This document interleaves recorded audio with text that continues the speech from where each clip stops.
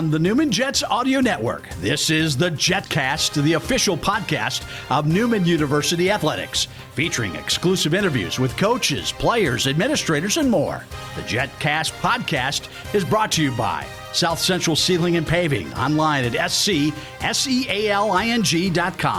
Mel Hambledon Ford, Pepsi, Eck Agency, Donlinger Construction, Big Corner Creative, Dr. Brennan Lucas and Advanced Orthopedic Associates, Keystone Solid Surfaces, and by Overland Charters, the official transportation provider of Newman University Athletics.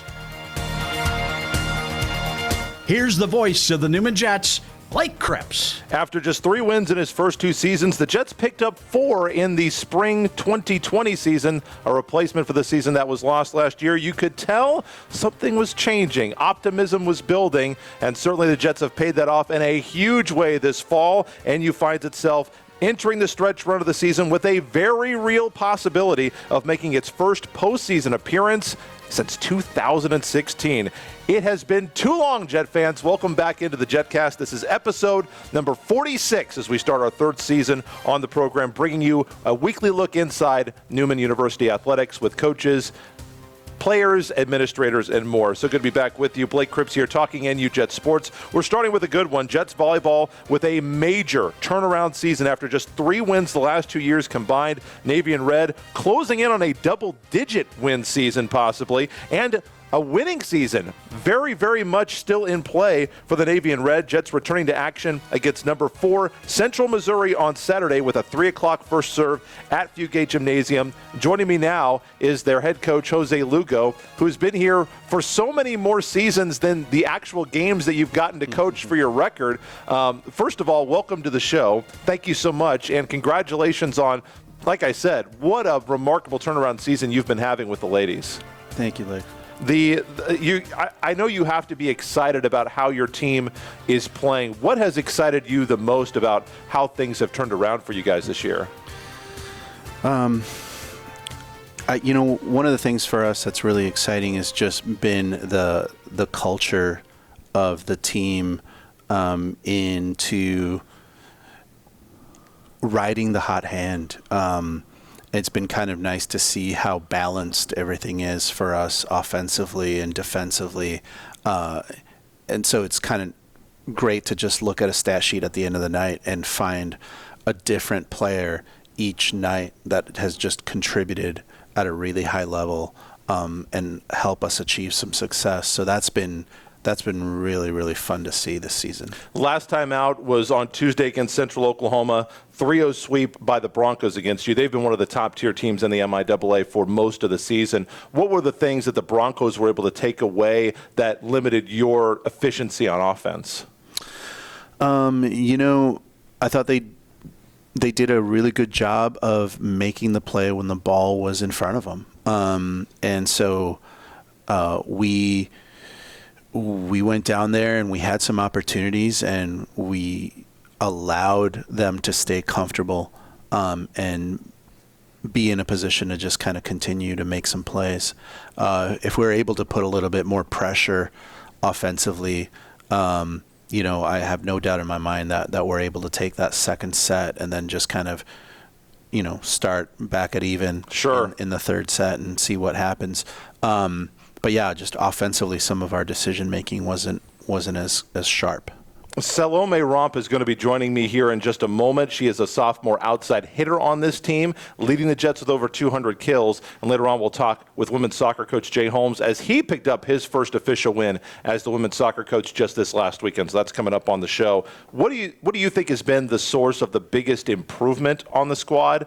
Because I know that you talked to me all last year about, man, our numbers are looking so much better. And when you look back to the last year we have stats for, 2019, to this year, I mean, it's not even a comparison. You guys are so far ahead in terms of blocking, in terms of hitting percentage. Pretty much every single stat that you could be better at, you're better at. What do you think has been the source of that improvement? Willingness to buy into, the systems and experience is also huge, right? So you've got, a bunch of kids that were freshmen last year that were getting all of their firsts in the entire year, and so now they're a year older. Oh, well, I guess we can just say like 5 months Yeah, older. kind of. I mean, it feels like it's like 2 years older, doesn't it? Yeah, for sure. But it's a significant difference. Sophomore year is a little bit different than your freshman year, where again you're just seeing everything for the first time, and so with that experience under their belt, they're a lot more comfortable. And because of that comfort level, it's just easier to buy into stuff, because you're not as stressed out about things as you were in your first year. So everything makes more sense now as well. So I think that's been big for them, for sure. It was so interesting, and I know that losing a player, your third-team All-MIAA player, Trinity Conley, who retired with a shoulder injury over the offseason, third-team All-MIAA freak athlete, was a big blow, but you guys have replaced him with two players that are likely going to get over that 200 kill mark, and Sal Romp coming up, and Riley Doherty is right there on the cusp of eclipsing that. So you guys have had to really change how you run the offense, because Trinity had so many swings, and nothing against her. She was an amazing player. I know you wish that you had her on this team, but you guys have been able to become even more efficient offensively with this new fleet of Jets. What has allowed you to lose a player like that and be able to plug in Sal into a bigger role? And then obviously a former Bishop Carroll Golden Eagle, Riley Doherty, has come up and really taken the opportunity to start her freshman year and really has performed at a very high level for you in her freshman year in the MIAA. I think that's the key right there is, more people being brought into the fold, and confidence by the setters of being able to say, hey, you know what, I know that this is what's happening on the other side of the net, so let me just throw the ball over here, and we're going to get this kid one-on-one and give that kid an opportunity to go take a swing. And the hitters are embracing that challenge and just saying, yeah, set me. And so, overall as a team, we have that kind of edge this fall where we know that when it's tight, we can set anybody, and we know that they're going to take a pretty good swing. And, I think we relied on Trinity a little bit as such a phenomenal and understandably gifted so athlete, right? You know what I mean? But that comes a little bit to the detriment of the experience of some of the other players on the floor. Can you, right? in volleyball, I don't feel like I'm as knowledgeable about volleyball as some of the other sports that I cover on a regular basis. Is there an element when you have such a big part of your offense running through one player? Because you look at let's look at the great Wichita State Shocker team that went undefeated in the American. You knew who the players were going to be that you needed to guard, but there were so many of them. Right. When you have one that's so far head and shoulders above everybody else, is there a degree of predictability that maybe your team doesn't have because it does have more options on offense? Correct. Now, with that said, yeah, when you have somebody that's touching 10-4 on a roster and is kind of jumping over some people, you give them the ball because of course they've right. So yeah, it is what it is. But without that level of physicality, kind of missing from last season, and a ton of experience missing from last season, it's just been really great to see everybody stepping into their roles, and that's been the best part of watching them grow this season. Is nobody has any expectations of being Trinity Conley. You know that she's a phenomenal talent, and so nobody's looking at that and going like, all right, this is who I'm going to be. They've embraced this idea that we've been pushing for the past few years with me being here as a coach of you have to be the best you that you can be, as cheesy as that sounds. But that's the only thing that you can be. Well, and so far it's been working. This has been by far your best team, certainly in the hunt to make it to the MIAA tournament, certainly in the hunt to get a winning record notched for you for the first time and to get to double-digit wins. we talk about the attackers a lot, and deservedly so. They're the ones that get the kills. They're the ones that get the newspaper clippings. But obviously, you've got to have that setter running the offense to make a difference for you. And Jenna Devore has been the primary setter, has the most assists for you this year by far. You have run in a player coach, Rebecca Hageman, at times. You just brought back young Miss Weaver off of injury. But talk about your group of setters, focusing on Jenna Devore, obviously, first off.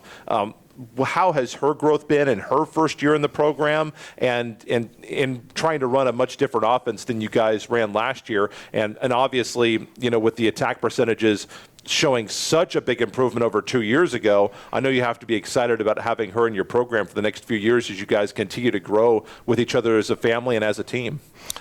Yeah, that's been really great to, obviously have Jenna in the program. Her release is really smooth, and it allows us to run the tempo of offense that we run. And what's great about her is that, she's paying attention to the scouting report and kind of what we need to do against certain blockers and with certain hitters in the front row. And so she's very, very aware of the things that are required for us to go score some points. So then she just stays and does her thing, and it's not very complicated, right? Sure. And she does a really good job of not complicating things.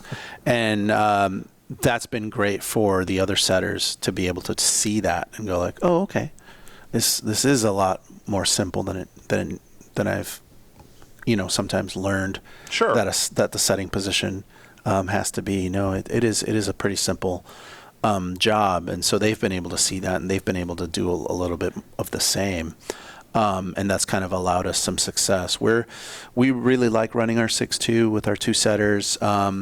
We feel like we get the most amount of swings running the 6-2 as opposed to a 5-1, and so because of that, we really enjoy running the two-setter system. And it's been great having Jenna. She's been a great impact for our program and our culture. And, of course, Becca and Kinsey have been phenomenal.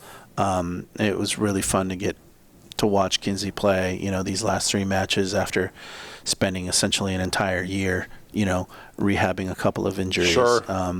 And so getting her first collegiate experience was really special, and being able to just sit there and watch her go, that was pretty special. You've mentioned culture, and I know that's something that people have talked about as chemistry, and I know they're buzzwords and extremely cliche, but everybody has said that, this team feels so close this year. Not that other teams weren't close, but that they really have bonded together. And I know that doesn't necessarily translate into more points per set or fewer service errors or anything like that, or more wins, but it certainly feels like this year, with as close as everybody says you guys are, there certainly has been a strong correlation that this has been by far the best team that you've had in your time here.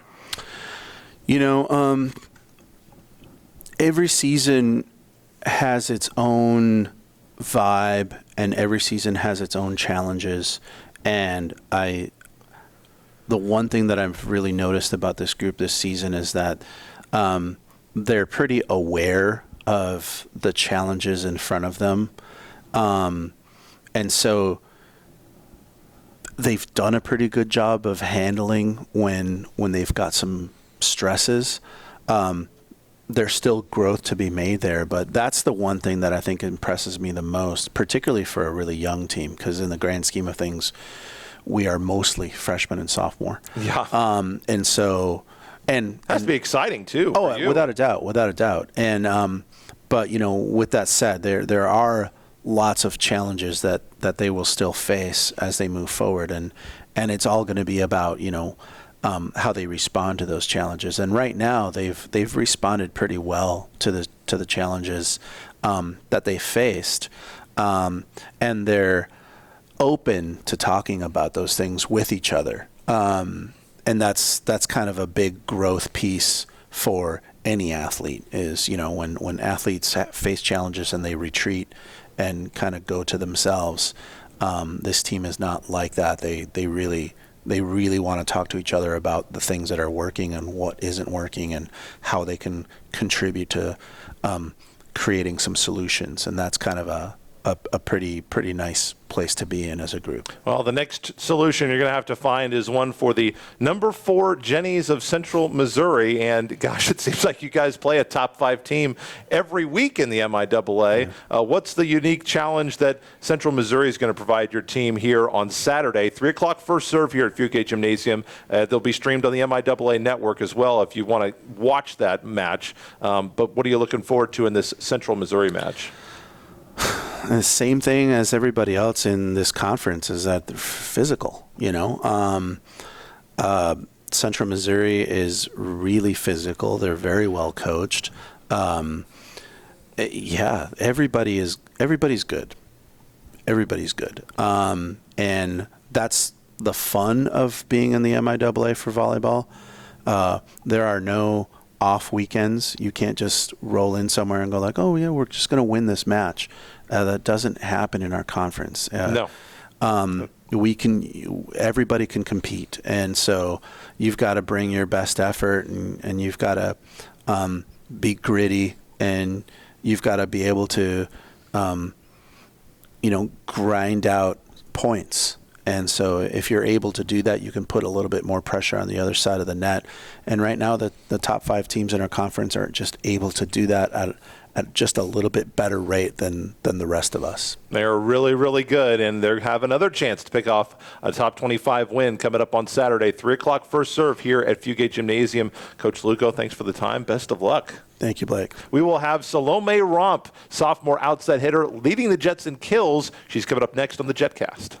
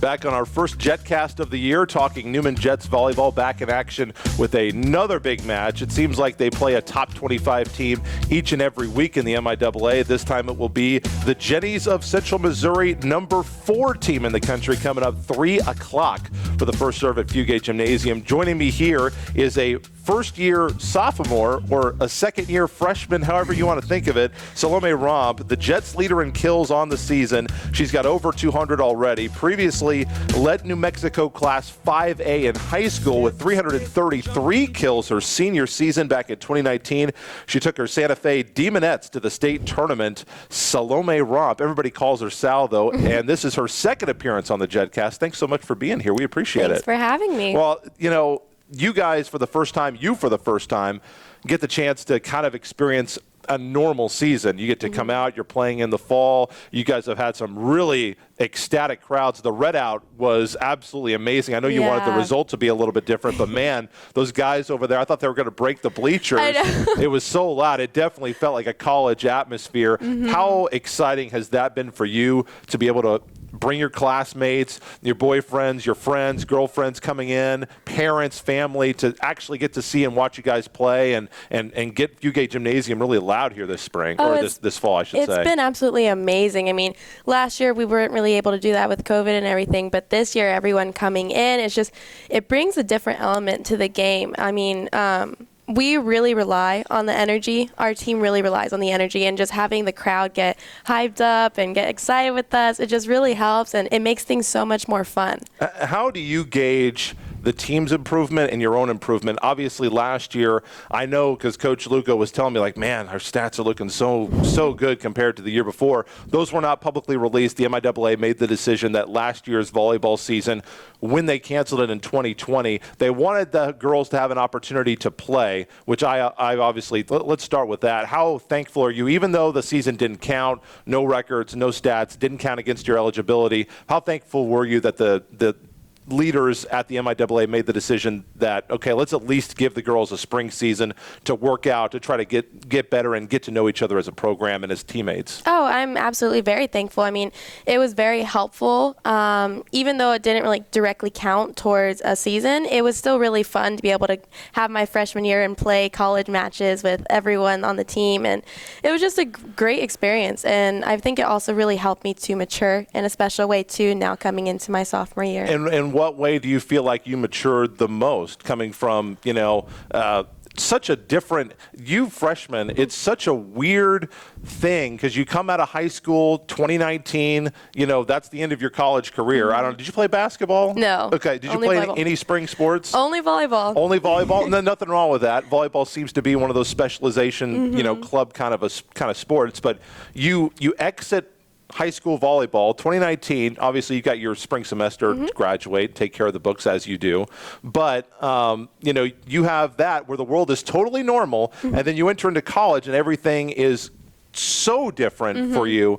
In what way do you feel that you matured the most?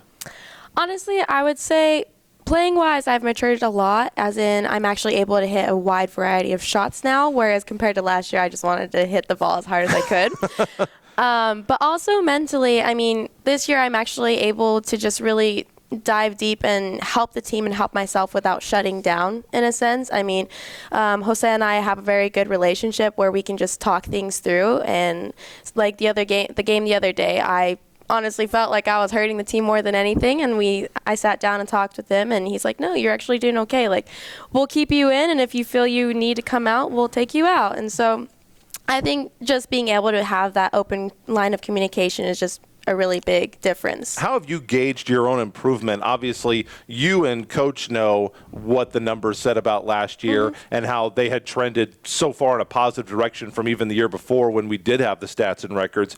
How have you gauged your improvement going from the spring season that you played, that they actually played that 2020 season this spring? So just a couple of months ago, you wrapped it up in April or May or whenever it was. Yeah. And now coming back for the fall season and its traditional slot on the schedule. How have you gauged your own improvement? How has Coach been gauging the program's improvement in this short 2, 3, 4 month span?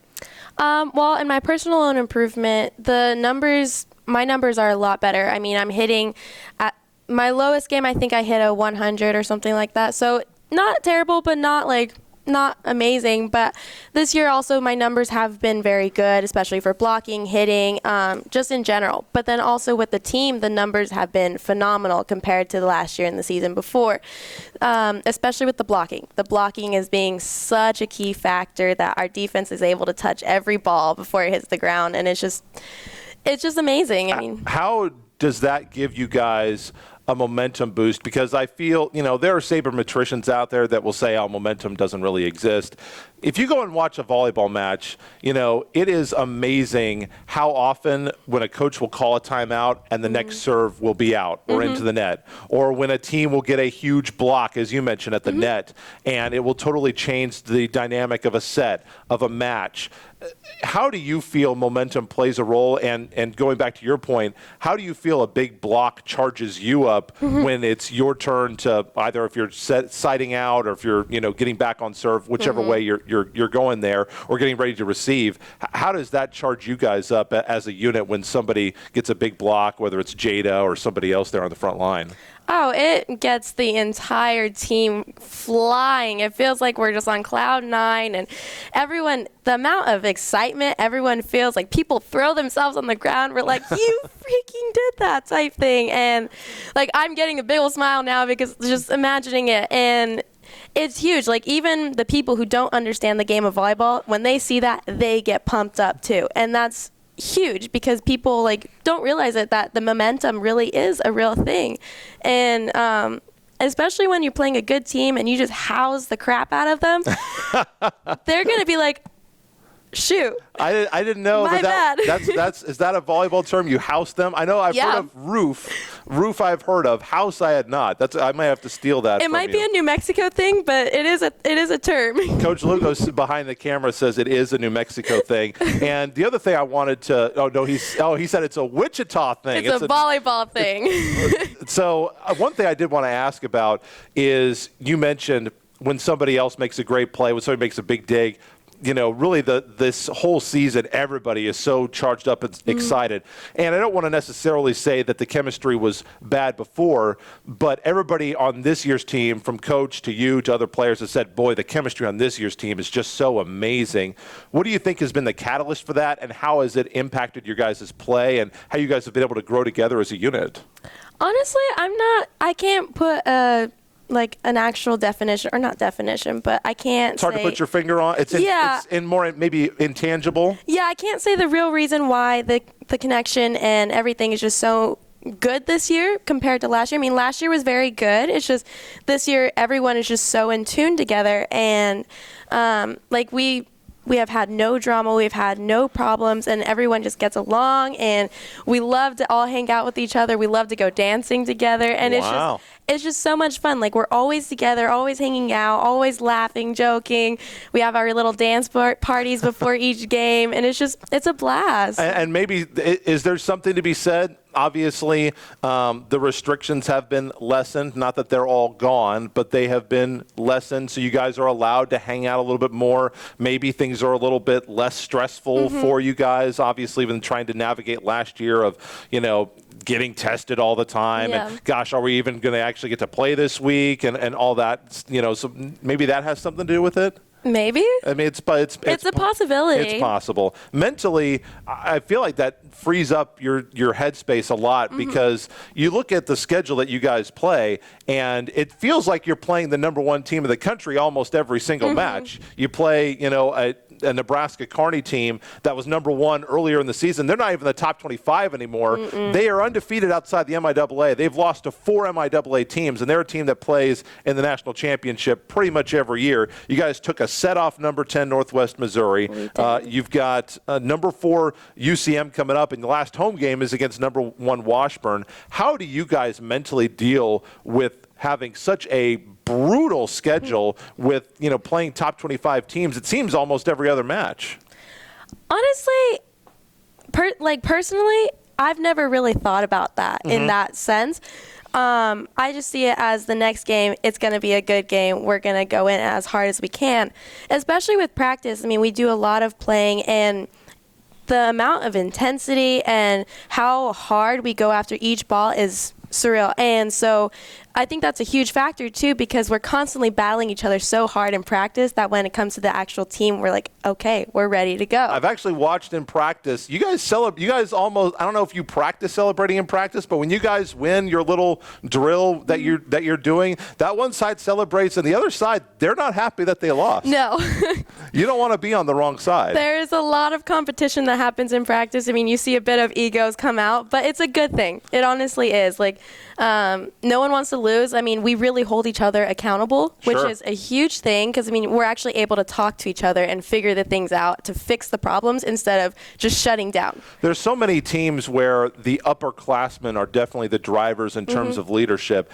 I don't really see it being that way on this team. And that's not to say that the upperclassmen, aren't doing their job or fulfilling their role, but, you're a young player and you're the one that's saying, hey, you got the next one, or hey, that's my bad. That was a good set. I'll get the next one. It seems like everybody has kind of shared that role. Is that unique among volleyball teams? Is that something that you guys have done specially here at Newman, or is that something that happens maybe more often than I think it does? In my past teams, it's always been a select few who's been the leaders. And so this is a very new experience for me and a new environment. And it's really amazing because everyone on the team is a leader in their own sense. And everyone takes the passion and the drive and they keep going and going and going. So it's really nice to see because, like I said, everyone holds each other accountable. And everyone's just okay with it. Everyone's able to say something to each other, and we're all able to fix it. So it's a really great thing, and it's more rare than you would think.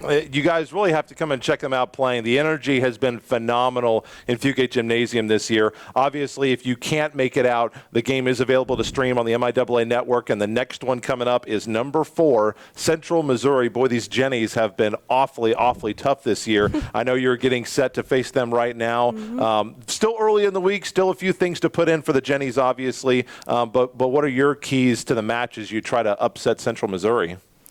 Well, the one thing that's great is the team always makes a set of goals before each match. We have a whiteboard in our locker room. We always make a set of goals, and everyone has to contribute at least one. And interesting. Yeah, and it really helps us to get mentally prepared and focused on everything. So that's really nice too, but it's just more the excitement of wanting to play. That's the thing, is everyone just wants to play, wants to win, wants to go. That's the good thing about being in a conference like the MIAA. Every match is another opportunity to make a huge nationwide statement. Sal Romp, Salome Romp, is a sophomore outside hitter on this Newman Jets volleyball team. Once again, 3 o'clock first serve, taking on number 4, Central Missouri, coming up on Saturday. Sal, best of luck to you. Thanks so much for the time. Thank you. See you guys there. We will be wrapping up the show with women's soccer, talking with their head coach, coming up in just a moment. Life. It throws you curves and it knocks you down. But what separates the good from the great is the getting back up. Newman University will always get back up. We are a university of doers, of innovators, of transformers. We inspire as we soar to new heights. We will not be beaten. We will not settle for anything less than the best. We are Newman University. Where can you land the best Jet swag? The official online store of Newman University Athletics and newjetsgear.com. Store features the greatest variety of Jets logo gear anywhere, from the latest clothing styles and hats to Newman branded lawn chairs and office supplies and more. And newjetsgear.com is your place to purchase sports specific, alumni, parents, and hard to find Newman merchandise. Shop right now on your computer or phone at newjetsgear.com or click the Shop Now button at newmanjets.com. Wrapping things up with women's soccer this week on the Jetcast, and we've got a couple of guests squeezing in here to the table this time out. First of all is the head coach, finally getting to actually coach some real soccer matches. It seems like we've been waiting for this forever, but Coach Holmes is with us here, and also joining us from the midfield squad for Newman is Ashley Talley, a senior midfielder. Guys, congratulations. Jets just picked up their first win of the season last time out against the Lions of Missouri Southern State. Congratulations on the win, guys. Yeah, thanks so much. Thank you. Well, let's start with you, Coach. Obviously, a big win for you, your first ever win as head coach of the Jets. It seems like you have been here for so long and just waiting for this opportunity, and now you finally get it, to get that first win. You guys have been competitive in so many matches. How great did that feel to be able to celebrate with the team after the match? Just so happy about the team's overall performance to finally get that win after playing so many close matches throughout the course of the season. Just really happy with the result. And Ashley, what was it like for you guys to finally get over that hump and actually, see your hard work and practice come to fruition and be able to put that match away? Yeah, it felt so good. We definitely had a lot of close matches, which was frustrating to not be winning. So it was just a big step forward for us. Well, I know you look at the overall record at 1-8-1, and I know that you guys are disappointed with the Rogers State and Northeastern State matches, but you look at Drury. Drury's lost one match the entire year, and the Fort Hays State match was a one-goal match for, I think, 55 out of the 90 minutes. Every other match has been one goal. So, you guys have been right there playing in overtime. Coach, in your mind, what do you think has been just the little slight difference that has maybe prevented you from coming out on the other side and maybe making this a completely different season at about the 500 mark versus where you are now? I think that we changed formations in the last 2 or 3 weeks, and I think that's really made the difference in our performance, especially from a defensive standpoint. We've talked about taking care of the minor details that result in opponents' goals in closing out and doing a better job of preventing our opponents from breaking the lines, and certainly we've done that in the last several games. Ashley, how in the midfield, how has the new formation made you personally and then your other midfielders feel more confident on the defensive side of the ball? And obviously getting that big goal against Missouri Southern was huge for the team as well. How do you think the formation changes are going to benefit you guys moving forward? I mean, the biggest thing with the midfield is we're playing a lot more defensively now. So we have more defensive support, and then we're actually able to get forward and have more opportunities. I know one thing, Coach, that we talked about last season in the spring season. It wasn't last season because you guys didn't get it last season, but you said we've got to start finishing better offensively in the last third. You were really happy with how you played on the first 2/3 of the field. You guys played really good defensively last year in the spring season.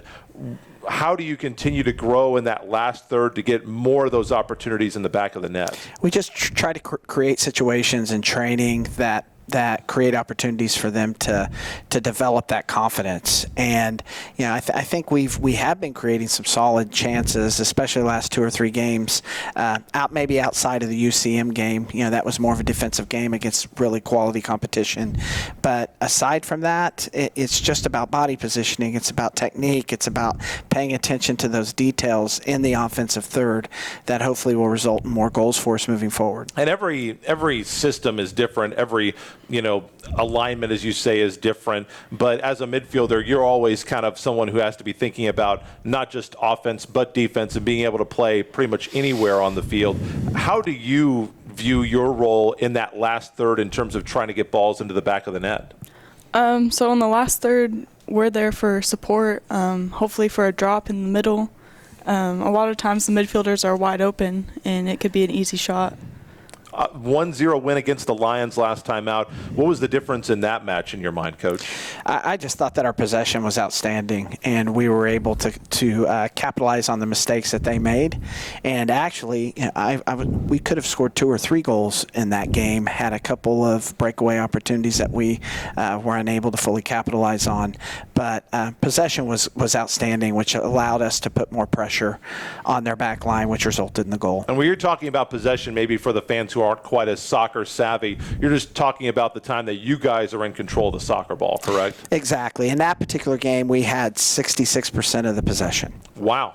That's saying what's a goal that you have going into a match? Well, 50% or more. 50, that's it. If you have 50% or more. Above 50% is a good possession. And then as a player, when you're trying to keep possession, maintain possession, and obviously when you're on the defensive side, you want to get that ball back. What's the key to having a good possession game? Honestly, staying calm on the ball, picking your head up, seeing what your options are, and just picking a good pass. Jackie was the MIAA goalkeeper of the week for you guys. 1 goal. She faced 31 shots and gave up just 1 goal, so she was absolutely unbelievable. What an honor for her. What made her so, I guess indomitable would be the right word over this last weekend when she stopped just about everything? Yeah, I think that she just got into a rhythm throughout the course of that UCM game and did a really good job of managing the defensive back four, and just made sure that she had a good line of sight on the shots that they did take from the outside. And a couple of her saves were just exceptional. Well, yeah, you nodded as he said that. What did those saves look like, you watching on ground level out there? I mean, one of the saves was a PK, and a PK should be like a 90% or higher that they're going to score. So that's amazing that she was able to save a PK. Not an easy weekend coming up for you guys at all. The Ichabods and the Lady Hornets. Washburn is Friday at 7 o'clock at Wilkins. Emporia State is ranked, I think I looked, they're the number 7 team in the regional rankings and number 3 in the country. I don't understand how that works, how they can be 7th regionally, but the coaches have them 3rd. So maybe you can explain that. But I can't. Okay, fair enough. Any way you slice it, this is going to be a really, really tough weekend as you take on the Turnpike Tussle rivals. What's the goal against the Ichabods and Lady Hornets this weekend? Yeah, I think we just need to continue what we have been doing to this point in in really doing a good job of defending in that 4-2-3-1. And when we get our chances to get involved in the counterattack, to do so quickly and try and get in behind to create opportunities for ourselves. And Ashley, as a senior leader, how do you try to build on this momentum with two really, really good clubs coming here to Wichita coming up this weekend? I mean, we just keep the environment. We're excited, just talking a lot. But I think we just have a better mentality now. We tend to play better against better teams. So we just step up to the challenge. Ashley Talley and Coach Holmes going to be on the pitch for the Jets coming up this weekend at Wilkins. Once again, they've got Washburn Friday at 7 o'clock, Emporia State 1 p.m. on Sunday, taking on the Ichabods and the Lady Hornets. Guys, thanks for the time and good luck. Yeah, Thanks, thanks, Blake. That is our show for this week. We're back next week. We'll be posting these weekly, newmanjets.com/podcasts. So we'll see you next week on the Jetcast. So until then, Blake Cripps saying, go Jets.